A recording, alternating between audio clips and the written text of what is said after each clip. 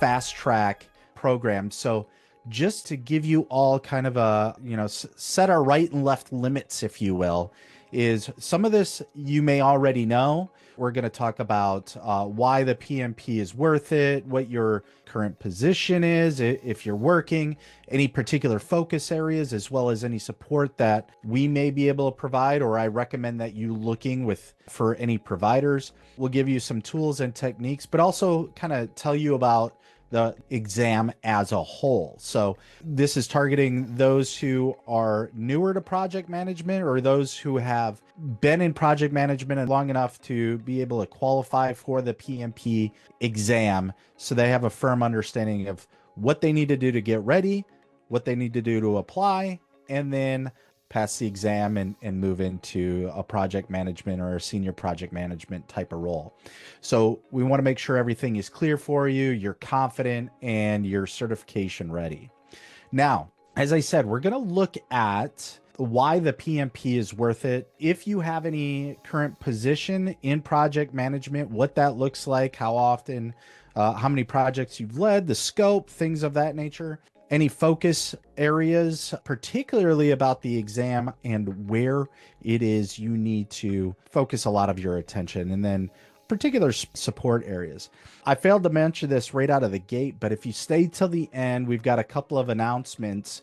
So I highly encourage you to hang out. Getting into the material. So we have heard time and time again, those getting ready for the project management professional certification exam, some common struggles or pitfalls, if you will. And what we're looking at is the amount of material that you need to go through to get ready for the course. The PMBOK, just to name a few, have a few different books like Way of Working, the Project Management Body of Knowledge, or otherwise known as PMBOK, which is that foundational guide. You'll leverage the 6th edition as well as the 7th edition. You have the Agile guide as well. And then there's process groups.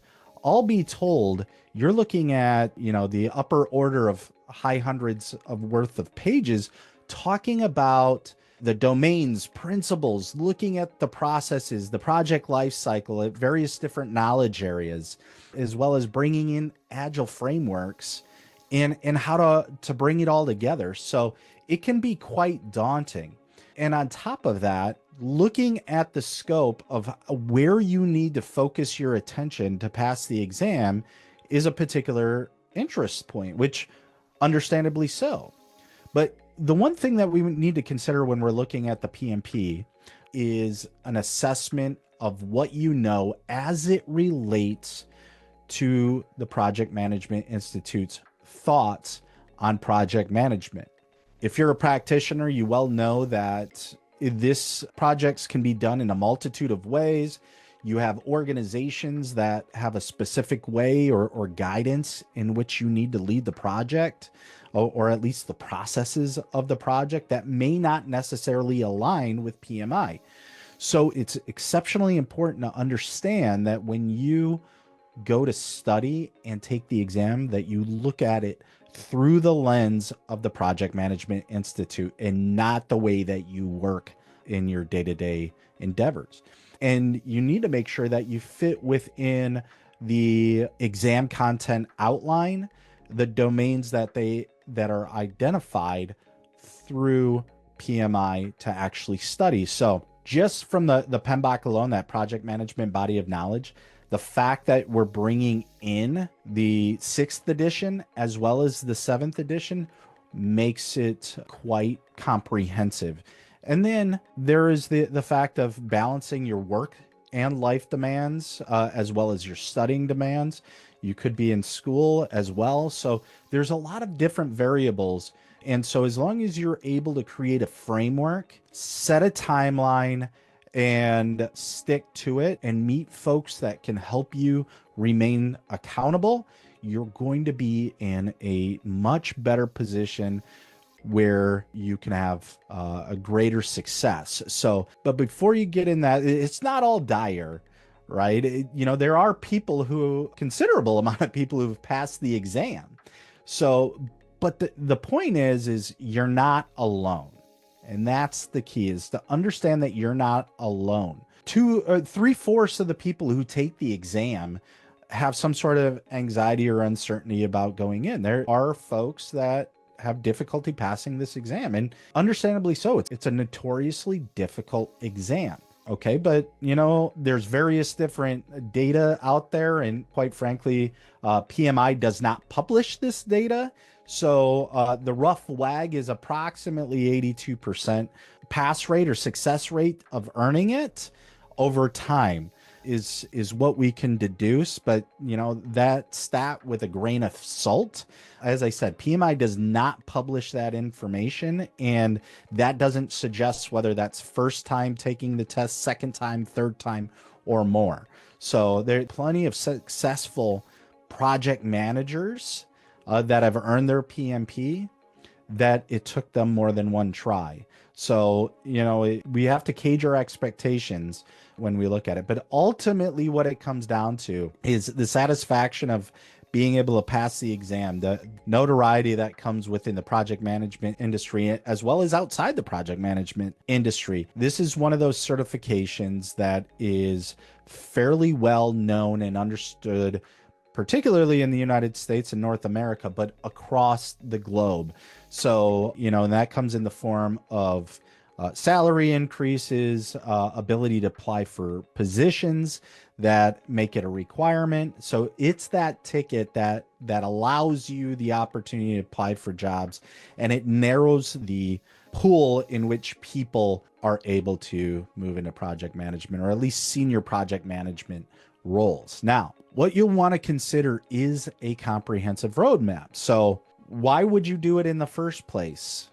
All right. Understanding your why, and then keep the motivation as you progress forward, whether you're new to project management and have the PMP as a long-term goal, or you are ready to jump in, study, and execute.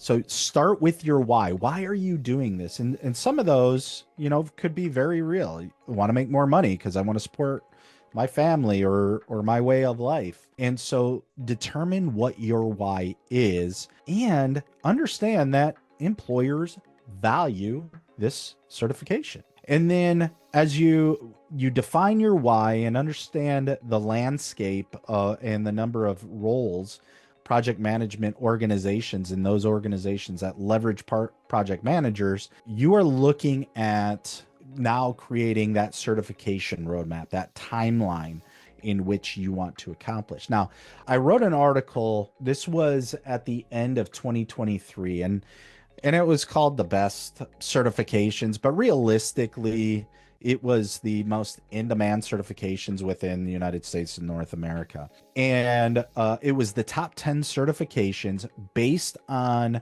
the number of positions open looking for project management professionals, or the certified associate in project management, which we also do at ROSEMET. We have training for. Well, or it could have been a certified Scrum Master, or Prince 2, which is projects in controlled environments, etc. So I went through all the major certifications, and what I found was their project management professional was the most in-demand certification within the United States, and particularly.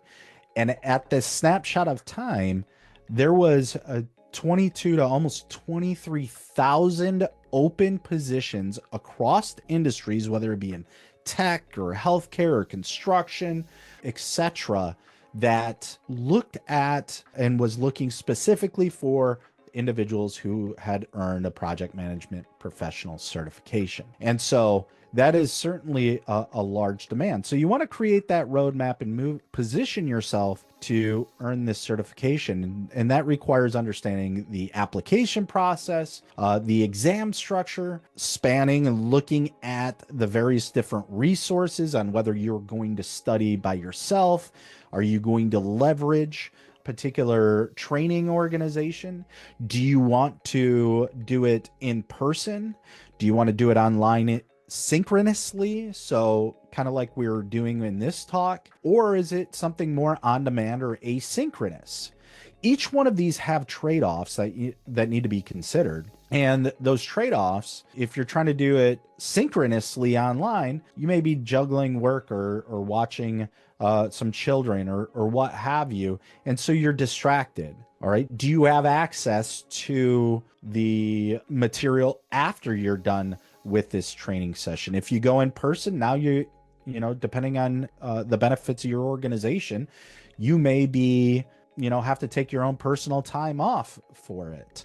Or you're certainly missing work and some of those other tangible effects. If you do it on demand, all right, well, are you limiting yourself to actually have that one-on-one interaction? So each one of these aspects, I recommend you think about what's the most viable solution for you and your needs. And once you understand the risks and the opportunities associated with the various different delivery mechanisms, identify, your common threads with your strengths and things that typically derail you from accomplishing what it is you're trying to achieve. Now, the key to this is be honest with yourself. Okay. Sometimes, there's hard truths there sometimes, right? So, it's just understanding yourself and being able to accept where your strengths lie and where they don't. And then when you're going through the exam, understand that, yes, you are taking project management, you are learning it through PMI's lens. And so there is going to be some memorization there, but it's much greater to understand the material of what and their approach. Because then you can think through, if you don't have the exact data, the understanding will help you through. Simply looking at it from a transactional of inputs, tools and techniques and outputs is much harder to understand and conceptualize than simply saying, well, when I'm starting a project, the project life cycle is initiating, planning, executing, and closing, versus the process groups, which is work that's being done in the project itself along the project life cycle. And those little nuances are important to understand. So the process groups that have the name of initiating, planning, executing, monitoring, controlling, and closing are different because you are doing things. These are processes that fit within the overall project life cycle, which does not have the monitoring and controlling, because it's just simply saying, hey, I'm starting a project. I'm going to plan for it. I'm going to do it, and then I'm going to finish it. And so those type of nuances are important to understand writ large, but make no mistake, there is going to be some rote memorization and understanding the nuances and differences. Now, the benefits of earning your PMP. All right. So the benefit of earning your PMP is the credibility that goes along with it. And I would say it's not just the credibility in the sense of, oh yeah, I got my PMP and now I get to put it behind my name or what have you. It shows the individual is dedicated and to increase their situation, increase and better themselves in a professional manner. And I'm a firm believer with ROSEMET company and my leadership style writ large. I'm a firm believer in attitude, and people can be trained if they have the right attitude. They have a go-to attitude, a can-do attitude. They're resilient, they want to help others and they're not in it for themselves, etc. But on the same token, and that goes a long way. On the same token, if you have somebody who also has the drive and understanding, that there's folks that say they want to do things and they just, for one reason or another, it's difficult to get there. The resilience of showing that you are capable of earning a very difficult certification speaks volumes without even saying anything else. So the credibility comes with the certification, but it's the underlying the message that it sends. So this certification also shows that you understand you have leadership qualities and have a leadership understanding, at least through the academic sense. Because again, I said this previously, this is about demonstrating your understanding of project management through PMI, or the Project Management Institute's lens. Just because you know the information doesn't necessarily say that you can lead projects. It says you understand how to lead projects, the management of projects, and that you understand that PMI looks at servant leadership, and you understand the dynamics of teams and things of that nature. You understand that solidarity makes a difference, those type of aspects. But it also says that you've led projects for a minimum of 3 years. So the assumption is from a leadership that you have that foundation set forth for you to be effective in your leadership. You've got professional distinction. There's plenty of project managers out there that do not have this certification. So being able to establish yourself and the credibility that's associated with it does make a difference.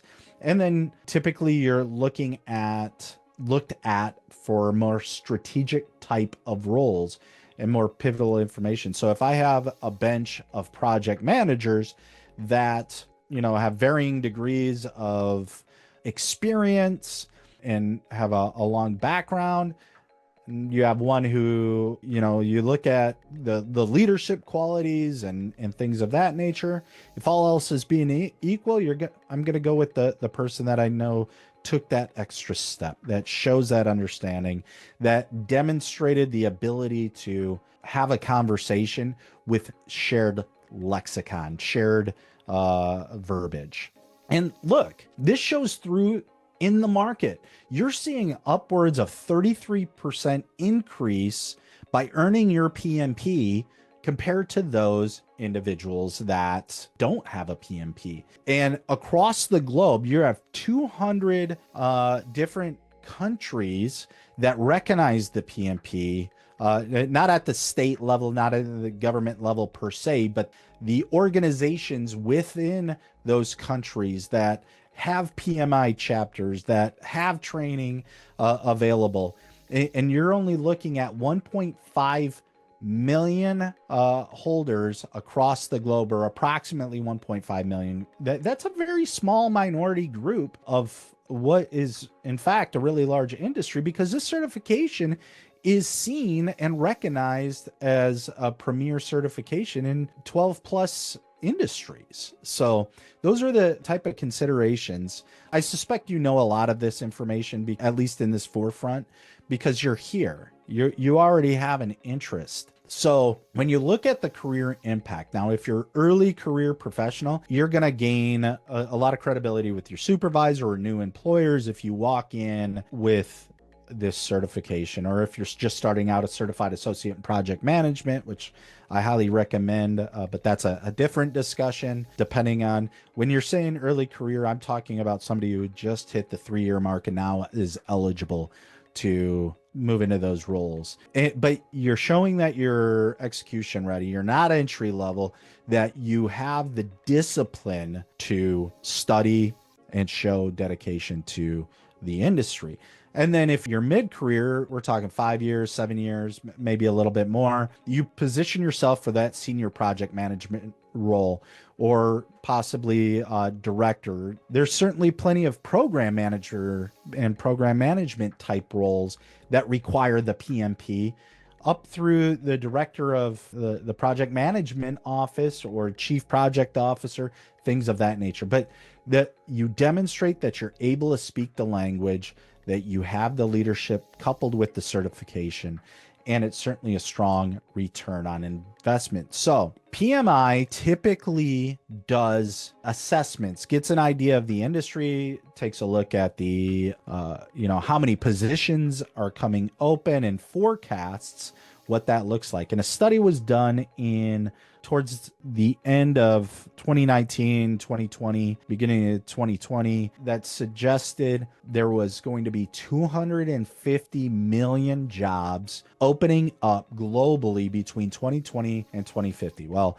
we all know that there was a little bit of a global issue in 2020 that kind of disrupted that, but ultimately you're seeing approximately 25 million project management jobs globally opening up per year. And that's not an insignificant amount of money, insignificant amount of positions, because you don't have the number of people to be able to fill these roles. And if you have your PMP, you're well positioned to move into that. And like I said, in 23, I did this at that one day, at that one snapshot in time, you're looking at almost 23,000 open positions. Now you aggregate that over, the math gets a little bit more squishy, but that's not an insignificant amount. And that was just in the United States and North America, specifically looking for it. So on top of that, these positions are, some require in person, some are virtual, some are hybrid.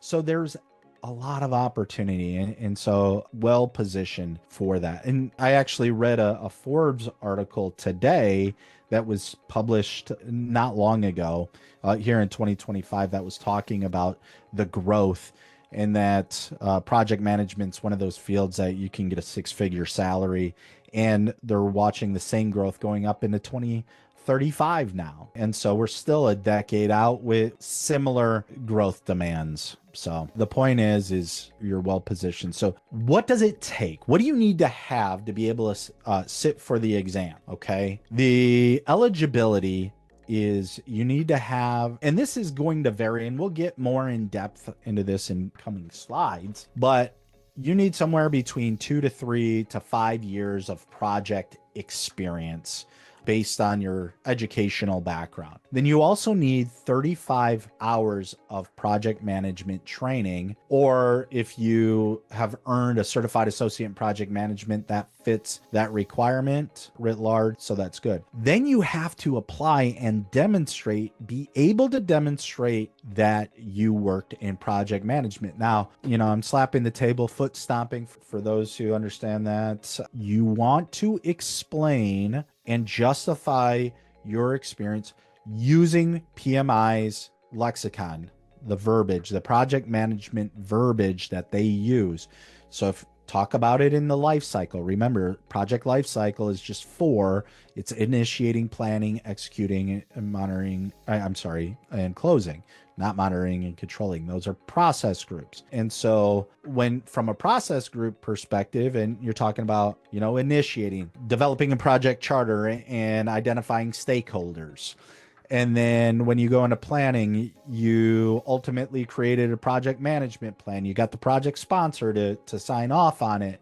You started executing, and you did earned value management, otherwise known as earned value analysis, to check your schedule and your cost and verify as you're going through the project. You did risk management. You move into closeout. You close out all your procurement management. You have all the documents signed. You ensure the customer or client is satisfied in what they're doing. So you document all the way through of what you've done in the various different cycles, whether it be, cost management, communications management, stakeholder management, risk management, integration management, all the various different knowledge areas associated with the project and running projects. So now what PMI does is they may run an audit, and if your application doesn't necessarily show that you have this requisite time frame, they'll ask you to show proof that in fact you have the numbers of years of experience.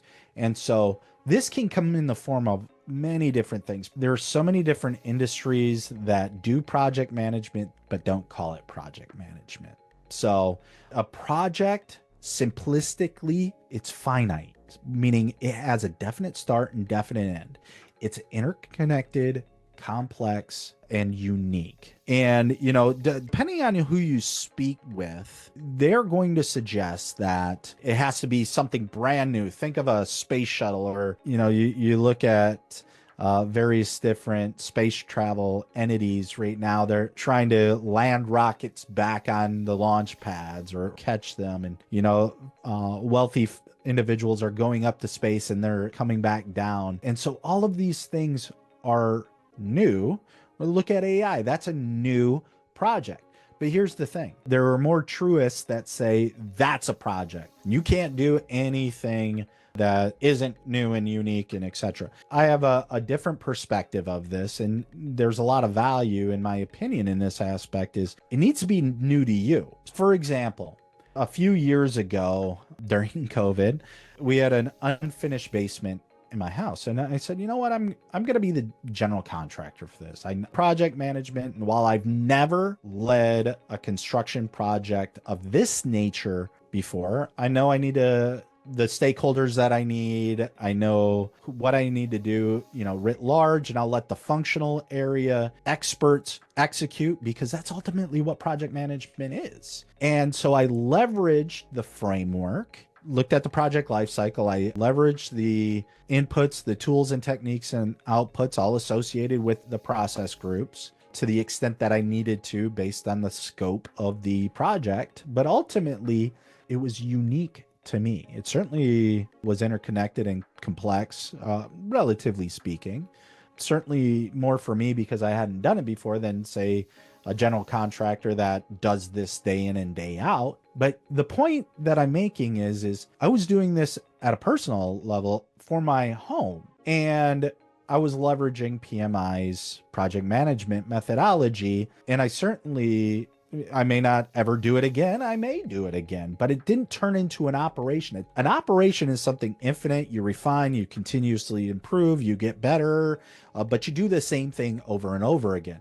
Projects is kind of more of that one and done, unless there's a slight tweak to it. So the reason I bring this up is because, depending on the industry that you come in and your personal experience, you do projects, you plan a wedding or you plan something that's significant. It can't be like, oh, I'm just going to clean the garage. That's not really a project. Actually, I take that back. That can be a project depending on how disordered and how much stuff you collect. This is meant to be more longer, not a day type of thing. This is meant to be over weeks or months, or and certainly years. So anyway, once you apply and submit your application, you can look anywhere from 5 to 10 days to get approval to sit for the exam. And then once you sit for the exam, I recommend that you become a member of PMI. And then the reason is because you get a significantly reduced fee for taking the exam. On top of that, you also get free access to the PMBOK and any of the publications underneath your account for studying. Now, again, you're talking hundreds, if not thousands of pages worth, not being dramatic, maybe 1,000 plus, not thousands, but either way, it's a lot of reading that you would have to do if you go simply down that road. But you get free access with your subscription. But then create a study plan and execute on it. All right.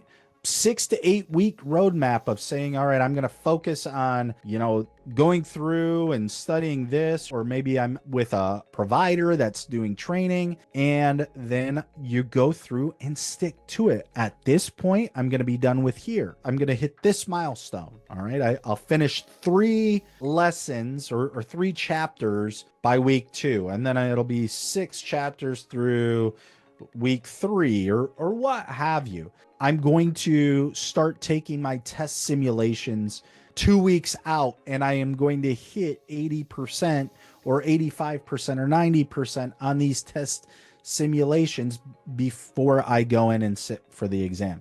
But if you set this timeline, you adhere to it, you have a buddy or you have somebody who's holding you accountable, the likelihood that you are going to stick to that or closely resemble that is far greater, and you will be far more successful, because now you're working with people and you're able to bounce these ideas off of them or ask questions, and it's an accountability partner. So now the eligibility requirements that I told you, this kind of goes back to what do you have. So there's something called the GAC-accredited programs. That stands for the Global Accreditation Center through the Project Management Institute. These are various different undergrad and graduate degrees that are accredited through PMI GAC. And I just so happen to be a professor at Western Carolina University. That is a GAC accredited program. And as an aside, it's actually the longest accredited program in the United States, and we argue the world. It was accredited since 1983, and so it's had 40 plus years of accreditation. But if you graduate from a program such as that, you only need 2 years of project management experience on top of that, and your PDUs are associated. But now you're talking about 2 to 4 years of education. The key is though, those are transformational, right? The certification's much more transactional. Do you have the requisite time? Can you tell us, whether it be through rote memorization or what have you, on how to go about, PMI's approach? When you're talking about educational, those are far more transactional. I'll tell you, certainly, just as an aside, with Western Carolina, it is a deep dive and transformational experience. Now, if you didn't earn a degree through a GAC type of a program, you're looking at, and you have a bachelor's degree, you need 36 months of project management experience leading projects, plus the 35 hours of training. Now, again, you should be able to justify it, because not only because that's the right thing to do and you need to have integrity, but also because you could be audited. So it's one of those PMI trusts but verifies. So if you don't have an undergrad, a bachelor's degree, you can still earn your PMP if you have 60 months of leading projects. So that's 5 years plus the 35 hours of training. Now, when I say 35 hours of project management training, if you have earned your certified associate in project management, that fits the bill for that as well. But that does not replace the 60 months of leading projects. So the work experience is a prerequisite, okay? And so all these experiences, the time frame is, do I have 2 years, 3 years, or 5 years of experience within the last 8 years? So it's even time boxed on 8 years. So you have to be able to show that you have that 5 years of experience within 8 years if you have a high school or an high school diploma or associate's degree. 3 years, 36 months. And it can't be overlapping experience, but it doesn't need to be, linear or concurrent in-line experience. So you could have worked in project management for a year, took a year off because, say, you have a little one or what have you, and then you do another 2 years. As long as it's 3 years over the 5-year span, you're in a very good place. All right, so effective study. 92% of the test is process and people. So what you're looking at is the largest portion is 50% process oriented, and then leading people is 42%. The final is towards the business environment, but it's still an important component. All right. And we talked about setting that time frame, 6 to 8 weeks. You could go high as 8 to 12 weeks and be in a great place. But when you're studying and you're understanding exactly what you are trying to do and building out your timeline, you want the structured approach, okay? You want to ensure that you understand the scenario base. So let's say you're, hypothetically speaking, a customer client wants you to gold plate some work that isn't within the project scope. You have requirements for it, etc. Gold plating is simply, you have your specifications, you've got your right or left limits. All right, let's say you're creating a widget that needs to be plus or minus 1 foot from that designated mark. But they think it would be better if it was with plus or minus 3 inches. That has the potential to have negative second and third order effects. Yeah, they would be happy, but the contract and the specifications that have been identified gives you a tolerance of 1 foot smaller or bigger in this length of this widget. But they really want it that much tighter, and that's gold plating, or you can even gold plate it and say, I think it should be here. But now you're looking at much higher costs because you have more narrow specifications. And, or literally I want to gold plate that car because I think it'd look better than white, say, for example. Those type of things. Being able to answer those type of questions, understanding and answering those questions is important. Leveraging flashcards, if that's something you need. Being able to understand your input. The ITTO is inputs, tools, techniques, and outputs. Being able to map out what those look like. Taking mock exams or test simulations that are the length and style of the exam is important, because I'll tell you, it can be quite difficult This is essentially a 4-hour test. And to be able to sit in and keep concentration for that length of time can be challenging. And then weekly review cadence. The point is leverage the resources and don't overload yourself, because you could go with 10 plus books doing it on your own. You could have, various different YouTube videos, but if you've watched YouTube or gone out on various different other programs, does that person actually know what they're talking about? Or are they just going out and trying to, be helpful, or worse yet, simply doing it for their own benefit and not really knowing what they're talking about? So are you able to do it on the go, or are you getting bad advice? So what's that authoritative nature on who you're working with and learning from? So these are considerations that I recommend having, and then also not burning yourself out. And let me be so bold to say, give yourself grace if you don't meet a timeline or you need to take a day off. But when you're getting ready for the exam itself, you want to be able to understand the recognitions and understand that writ large over that 3 hours and 50 minutes, the nearly 4 hours that you have for the exam, you need to, on average, answer those questions about 78 seconds per question. Now, that's not to say, all right, 78%, on each one.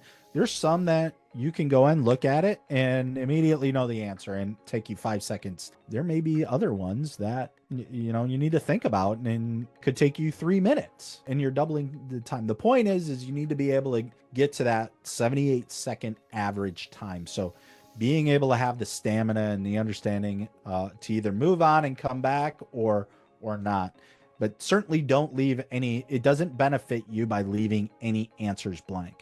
We've talked about the gains and the value proposition of earning a certification, but you're looking at the 33 up to 33% and the opportunities and credibility that goes along with it. Here's just a snapshot. This isn't more of a representation, but you're looking at non-certified to certified, from people who are just moving into project management to more senior type of roles.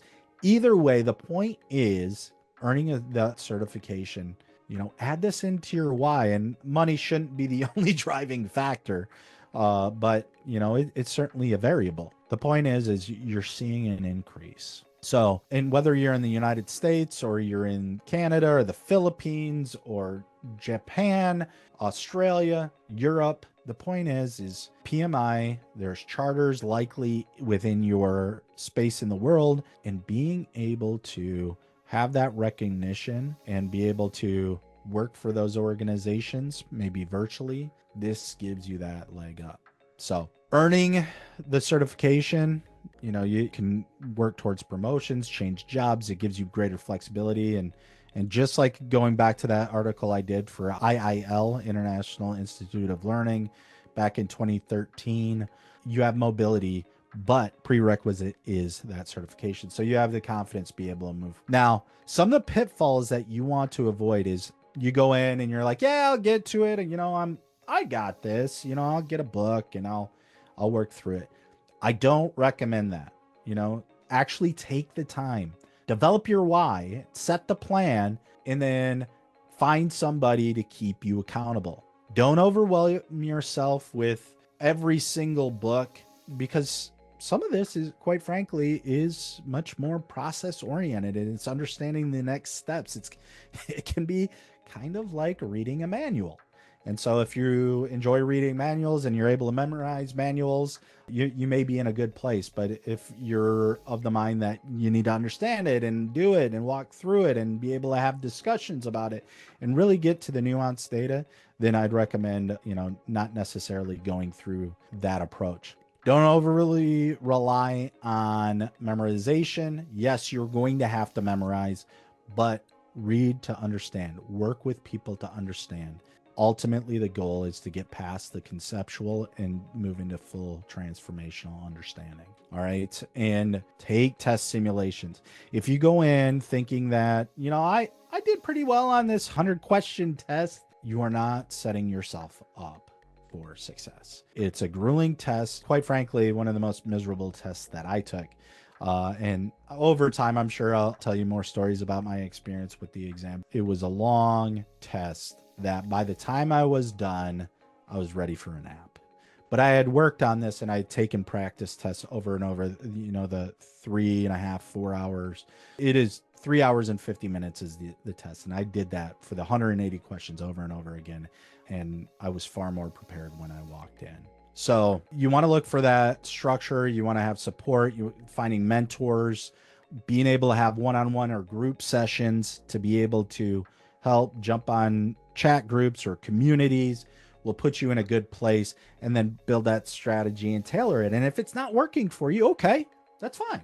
Rework it. You can rework your timeline if it's not working out for you. That's a real thing, and that's okay. So what I'd recommend though is certainly, finding one of those buddies or a one-on-one mentor, somebody who has a PMP, you're working on your CAPM and eventually move into your PMP, then work with a mentor for your CAPM. Find a structured curriculum so you're not all over the place and trying to figure out what fits in those domains of people, process, and business. Understand, the structure and follow that structure.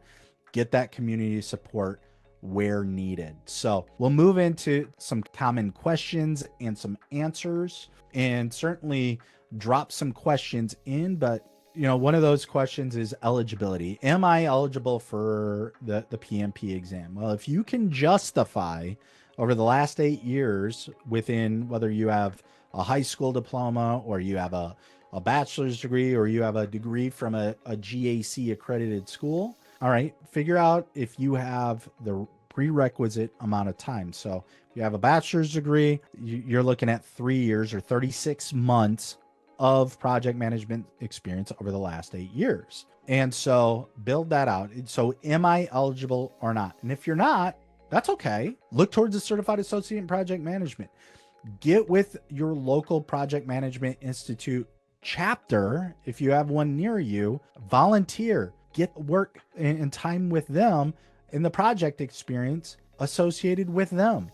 You can get there. If there's areas that you find that you're particularly weak on, say cost management, go and volunteer to be the treasurer, some other organization. Volunteer your time, get the experience so that way you can justify it. All right. What if I manage project without the title? That's okay. The key is being able to show that you have the experience, because again, there's a lot of organizations that does project management. They just don't call it that, and they don't use the verbiage that's associated. If there's a definite start, definite end that's complex, unique, and interconnected, you can justify it, that project experience. You have to be able to justify the processes and that it is in fact a project, but you can do that. So time investment. This is a time commitment, and it will require prioritization to the extent of moving things around from family and work and maybe school. And when I say give yourself some grace, I really mean that. It's a little bit of an adjustment. It'll be hard. You may not like it, but once you get into a routine, this could take anywhere from 2 weeks to a month and, upwards of 6 weeks, depending on how long you've been out of training or school or what have you. But as soon as you hit your stride, it's like you've always done it and everything kind of falls away. So give yourself grace, have the patience. If you balance with the full-time work, 100% you can balance with full-time work. I'd recommend a program that is on demand, but you have touch points. So we talked about this earlier, being a balance between, the risks and opportunities. And make no mistake, a risk can be a threat and an opportunity, but finding out what works for you, having the ability to jump on calls, be able to ask questions, and also do your work at various different times. Maybe send a message out to the community and get a response back. All of these are ways to work around this on demand and your busy schedule.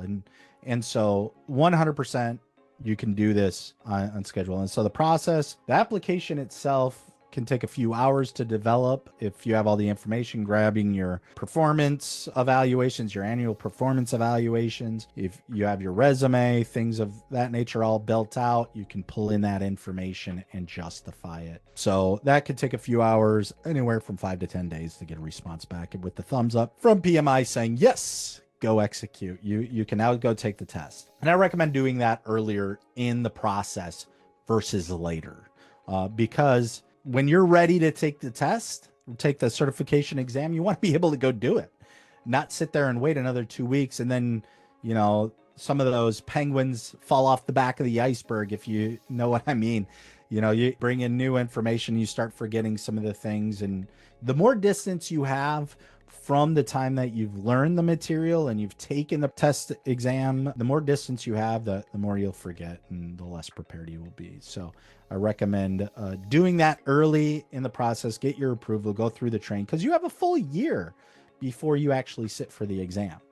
And so how soon can I schedule a test once I apply? As long as the schedule is out. I was working with an individual the other day that scheduled it a few weeks out. They had it months out. So depending on your test center, you are able to schedule it as far out as they're scheduled. But here's the thing, you also can take it at home. And so it'd be a proctored exam. And so you have flexibility of either going to the test center or taking it at home. And you have the flexibility with that. And then there's any concerns. What happens if you don't pass the first time? Well, that's unfortunate. It happens. Don't beat yourself up. Find out where the areas that you could improve and do better. Or find a program, if you want to go one and done, find a program that associates all the missed questions to the exam content outline that spells out the various different areas, so you know what sections to go and study, so that way you're fully prepped for when you go take the exam. And those are the considerations that you ought to take place. But you can take the exam another 2 times. Say, for example, you're prepped, you've taken this test simulation over and over and over again, and then you walk in and you just brain dump everything. And you know what? That happens. We're human beings. We're not perfect. And so you did everything you could. Don't beat yourself up. See where you can improve, and then just go study that and go take it. It'll be all right. Like I said, there's plenty of phenomenal project managers that have taken the PMP more than once. Okay. So have patience with yourself. So in short, you need help preparing, join group workshops. Join, if you have the means and interested, you can jump on to personal coaching and definitely do test simulations. I have a book coming out that in July. I just want to give you a teaser. This is Get Certified, Get Hired, and Get Ahead. And so what this is meant to do is it walks you through the Certified Associate in Project Management, as well as the PMP, and then other transformational experiences for you to go, and what it looks like for you to earn those certifications and move up in your project management career. And so it's from launching to growing and leading in project management. And so that's coming in July. So be on the lookout. And then also, if you're considering earning your PMP by joining these talks, you can use this code, PMPH50 off. So that would be a 50% off, whether you are doing the one-time payment versus the incremental or monthly, because we have a couple of different options. But ultimately, what we have is we have on-demand courses. If you're not familiar with ROSEMET Project Management, we're a project management firm and a leadership development firm, all towards projects. Now, what I'll say on that is we have group sessions. We have replays of these type of events. So whether you're watching us on YouTube or short or reel, on the various different social media platforms, we're on demand. We have group sessions where you can come in and ask questions live. We have the live question and answer sessions. We have one-on-one coaching and mentorship. We also have a free community where you can jump in and ask questions and have group chats if you're studying on your own. So ultimately, we want to make sure that you're prepared and you have the ultimate flexibility to move forward and take your certifications, whether it be your Certified Associate in Project Management or the Project Management Professional. So with that, I'm Dr. Michael Shick. I want to thank you for your time. If you have questions, feel free to send a message to info@rosemet.com, or join the community and ask questions. I'm not the only one who has a PMP. We have several other individuals on our team that are PMPs and have been in the project management space, spanning engineering through construction, software development. We have certified Scrum Masters as well. So we run the gambit. And so with that, I appreciate your time. Have a great rest of your day and be on the lookout. We have more videos coming down the pike that we will be posting on our various different channels and within our project management community. So thank you, everyone.